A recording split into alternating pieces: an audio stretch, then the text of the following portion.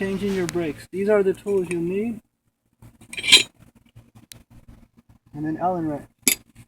There's a bolt here to release your rotor, a Phillips head. And in the back here, there are two bolts holding your caliper. There is a plastic cover covering your Allen wrench hole. So you remove that, and you can remove your Allen wrench.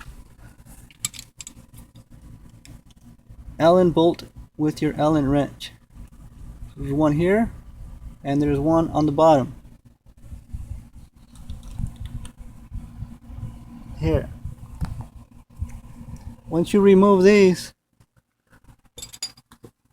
your caliper should slip out just like this.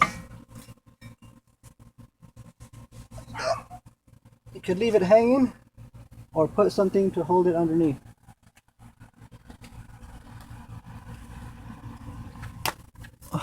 Then you get your Phillips head screwdriver and you release your bolt here.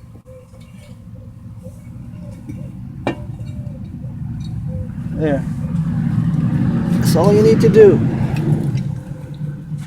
Since we're going to put a new rotor on here, we'll need to squeeze your slave cylinder back in so that your new rotor fits in.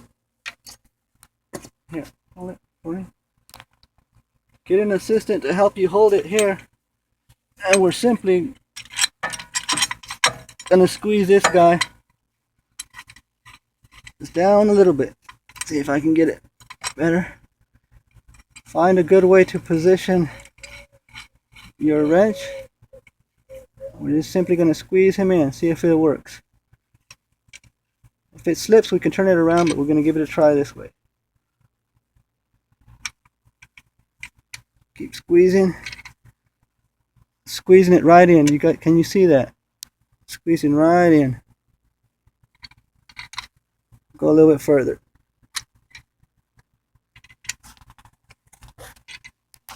That should be almost far enough, but I'm going to go ahead and squeeze it all the way in as far as I can.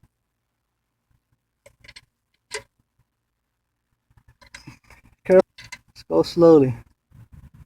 When you're squeezing this, be careful not to squeeze this rubber boot. Some hold fluid and it might leak. Pause it. You got it? Come on, ready to go. Okay, I just installed a brand new rotor and put my Phillips head, tighten it up nice and snug. For the reassembly, now this is bigger gap right here, so you can see how there's more of a gap because I squeezed it together. Reassembly, make sure you line up the bottom right in there, and it should snap right back together. Put your bolts back together on top and bottom.